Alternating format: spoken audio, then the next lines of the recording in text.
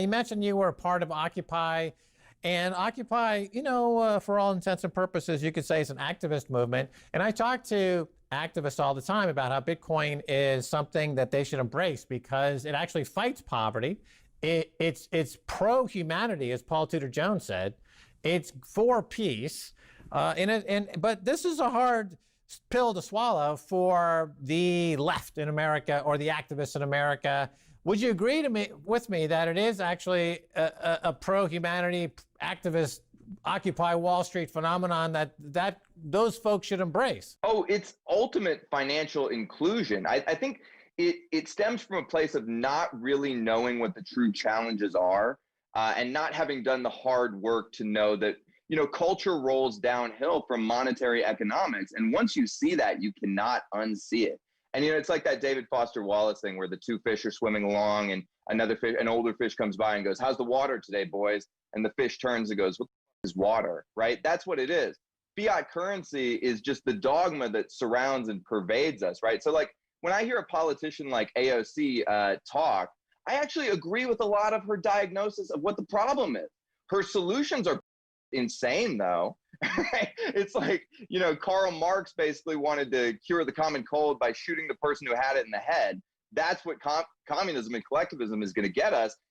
We have to go bottom up with this. Like, we have to start with the individual. And that was what was so great about the Occupy movement. It was a totally grassroots, bottom up movement. And, it just had all these conflicting things. It was kind of like the early days of Bitcoin, where there was a lot of socialists in Bitcoin in the early days, and they sort of branched off to do Ethereum and some of the more, nonsense coins, really. You made another interesting comment there. Culture rolls downhill from monetary policy. Okay, that's a throwaway line, but it's actually quite profound.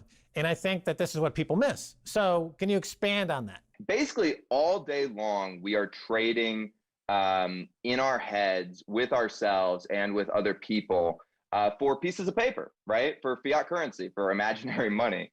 And, it's honestly embarrassing when you stop to think about how much of your life you wasted in pursuit of this sort of an ephemeral piece of paper that you didn't really understand, right? And so it's just this thing that soft money creates soft minds. And when you look at, like, let's say postmodernism on the left, right, with the woke stuff, and how these SJWs have infected institutions, and now the New York Times is basically, it reads like some teenage girl's blog, right?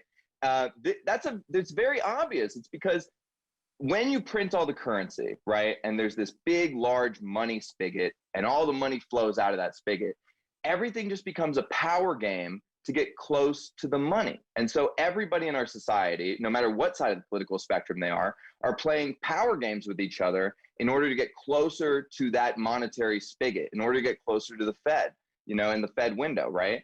And when you stop to think about that and you honestly consider it, that there's honestly no hard economic calculation being done anymore. What you do is you get into an institution or an organization that's close to that monetary spigot, and then you repeat the shibboleths of that particular institution in order to gain yourself just enough money to, survive, basically, right? And when you see that, it sounds like a crazy conspiracy theory. And guess what? It kind of is, because they switched it on us and gave us counterfeit money, and none of us had a say in it.